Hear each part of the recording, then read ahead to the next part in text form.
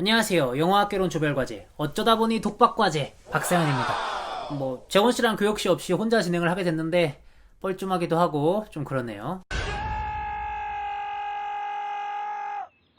오늘 저희가 다룰 영화는요, 요즘 흥행세가 꽤 괜찮더라고요. 개봉한 지 며칠 만에 많은 분들이 지금 관람하고 계시는 한국 영화 도굴입니다.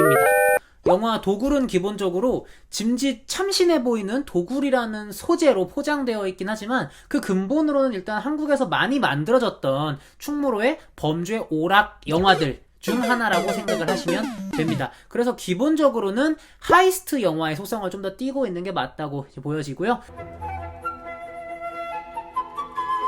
저도 예고편이랑 포스터를 봤을 때는 조우진 배우가 연기하는 캐릭터가 닥터 존스다 이러면서 인디아나 존스의 레퍼런스를 소품적으로나 대사적으로나 굉장히 많이 차용하고 있었기 때문에 모험 영화인가? 인디아나 존스 풍의 모험 영화인가? 라는 생각도 들었지만 막상 영화를 보고 나니까 한국에서 이미 만들어질 대로 많이 만들어졌던 그런 하이스트 영화들 중 하나일 뿐이더라고요. 그래서 도굴이라는 포장지만 사실 벗겨놓고 보면 이 영화도 이재훈 배우가 연기하는 캐릭터가 조우진 배우가 연기하는 캐릭터, 임원희 배우가 연기하는 캐릭터 등의 팀원들, 파티원들을 포섭해서 송영창 배우가 연기하는 악당으로부터 그가 모아놓은 문화재들을 다 싸그리 훔쳐오는 그런 내용이라고 보시면 될 것 같아요. 사실 이재훈 배우나 조우진 배우나 신혜선 배우, 임원희 배우의 캐스팅은 비교적 적절한 듯 보이긴 하지만 악당 역의 송영창 배우님은 뭐랄까요, 그러니까 그 자체로 연기를 굉장히 잘하시는데 사실 이런 종류의 한국 영화에서 이런 종류의 악당의 빈자리가 있을 때 선택은 이지선다형인 것 같아요. 이경영 배우 아니면 송영창 배우. 이 경우에는 도굴이 송영창 배우를 픽한 거고요. 정말 재밌는 건 이 영화가 앞에 인디아나 존스라든지 내셔널 트레저라든지 여러 영화들을 언급해드리긴 했습니다만 진짜 웃긴 게 가장 많이 떠오른, 가장 많이 비슷하다고 여겨지는 영화는 2017년에 개봉했던 한국 영화 꾼이었어요. 꾼. 그 작품도 유들유들하고 허세가 적당히 넘치는 양아치 주인공이 자신만의 팀원들을 이끌어서 적과의 동침하에 어떤 큰 판을 벌인다, 큰 범죄 계획을 펼친다가 주요 줄거리였잖아요. 이 영화도 마찬가지예요. 해서 스포일러긴 한데 여기서부터는 꾼이랑 비슷한 게 이재훈 배우가 송영창이 연기하는 악당에게 알고 보니 엄청난 개인적 원한을 가지고 있는 그런 관계였던 거예요. 그래서 꾼도 마찬가지잖아요. 현빈 배우가 연기하는 캐릭터가 유지태 배우가 연기하는 악당과 어쩔 수 없이 손을 잡았는데 알고 보니 현빈은 물론이고 그 밑에 있던 박성웅의 캐릭터, 배성우의 캐릭터, 이들이 뭔가 옛날에 유지태에게 개인적인 원한을 가지고 있었다라는 것으로 반전이 거듭되는 영화였거든요. 그래서 사실 도굴은 좀 패를 빨리 까는 편이긴 합니다. 거의 중반부에 알고 보니 이재훈을 어릴 때 거의 죽게 만들었던 것이 송영창이었어. 약간 이런 식으로 전개가 되긴 하거든요. 그래서 저는 내셔널 트레저보다는 오히려 꾼에 가까운 영화가 아니었나. 페이크다 이 병신들아!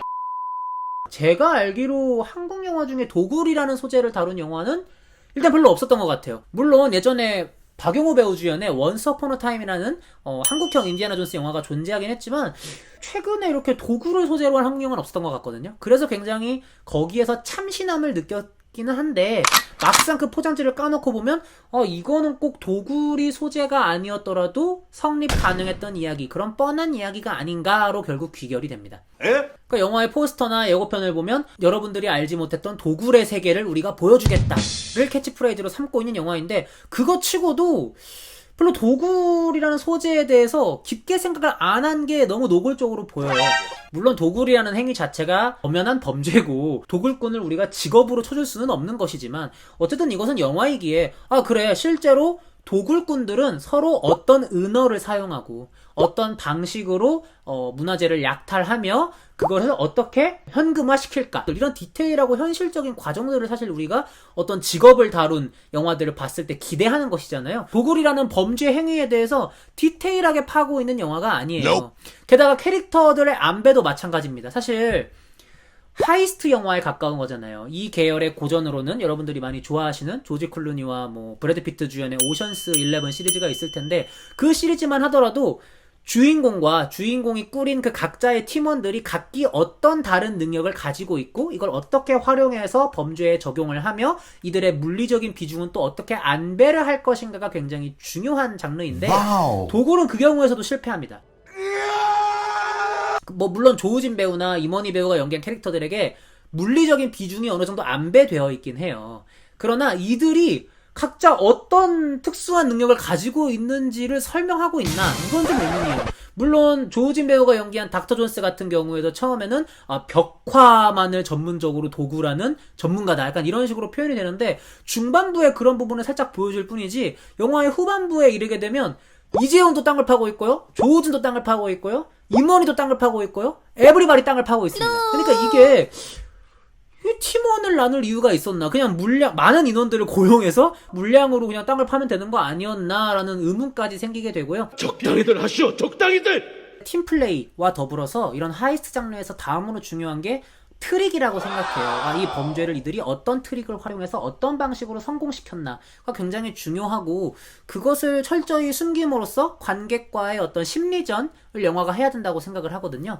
이 영화 같은 경우에는 그 경우에서도 실패했다고 느껴지는 게 중후반부에 갑자기 정말 생뚱맞게도 그 도구를 하면서 땅을 파고 있던 주인공들이 갑자기 여기에 고프로 같은 액션캠들을 설치하고 저기 멀리에서 앉아서 그 화면을 통해서 감시하고 있는 송영창 악당에게 그 영상이 라이브로 스트리밍 되게 돼요. 근데 앞에 전혀 그런 카메라 촬영에 대한 설명이나 맥락이 없기도 하고 굳이 이 악당이 저기 편한 데 앉아서 카메라를 통해서 스트리밍으로 봐야 되나? 라는 의문이 관객으로서 생기거든요. 그때 이게 제가 이제 무슨 생각이 들었냐면 속으로 이거 설마 지금 악당이 보고 있는 영상이 스트리밍인 줄 알았지만 알고 보니 예전에 녹화했던 촬영분으로 바꿔치기 하는 트릭인가?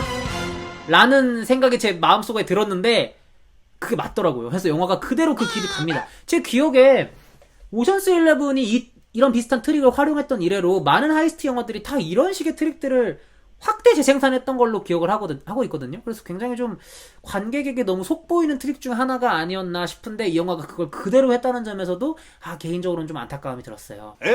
더불어서 이 영화에서 특정 인물들을 주인공이 포섭하는 묘사가 굉장히 많이 나와요. 이 영화에 나오는 형사도 주인공이 포섭을 해서 자신의 편으로 끌어들이고요. 중간에 그 악당이 주인공의 수를 감정하기 위해서 어떤 문화재를 가지고 이게 진품인가 가품인가를 알기 위해서 감정 전문가를 고용을 하거든요. 근데 알고 보니 이 감정 전문가도 이재훈이 고용을 한 인물이었다로 마지막에 설명이 돼요. 근데 저는 이게 굉장히 게으른 트릭이었다라는 생각이 드는 게 뭐 여러 가지 하이스트 영화들이 지금까지 악당이나 털어먹어야 될 대상 주변에 어떤 다른 인물을 포섭할 때는 굉장히 주인공들이 많은 공을 들이기 마련이었어요. 우연을 가장해서 그 인물과 만나게 된다던가 그래서 친분을 쌓게 된다던가 이런 식의 묘사들이 웬만한 하이스트 영화에는 꼭 하나씩 나옵니다. We can get back to us.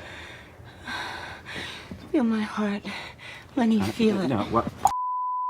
근데 이 영화는 그런 묘사가 하나도 없이 네가 그렇게 믿고 감정을 맡겼던 그 감정 전문가 있잖아. 우리가 이미 돈으로 다 포섭해놓은 사람이었어. 아니면 네가 그렇게 벌벌 떨고 도망가고 싶어했던 그 경찰 형사 있잖아. 우리가 이미 다 포섭해놓은 사람들이었어. 그러니까 이런 식의 전개가 너무 많아요. 그러니까 약간 저는 사기 치트키라고 생각해요.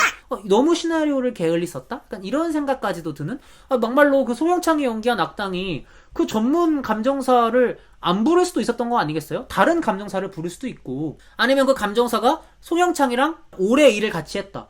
그러면 악당을 배신할 이유가 없죠. 그 감정사 입장에서는. 그러니까 이런 경우에 너무 애둘러서 영화가 뭉뚱그려 표현하고 있다는 점에서도 좀 각본을 게을리 쓴 게 아닌가라는 아쉬움이 있었고요. 그래서 결론적으로는 도굴이라는 짐짓 참신해 보이는 소재를 포장지로 쌓아놓고 있긴 하지만 그 포장지를 벗겨놓고 보면 그냥 한국에서 많이 만들어졌던 뭐 꾼이라든지 마스터라든지 뭐 그런 종류의 한국형 범죄 오락 영화들 중 하나였다는 점에서 좀 재미가 확 반감되는 부분이 있고요. 많은 분들이 그런 걱정을 많이 하시더라고요. 이 영화에도 그런 대사가 나오나요?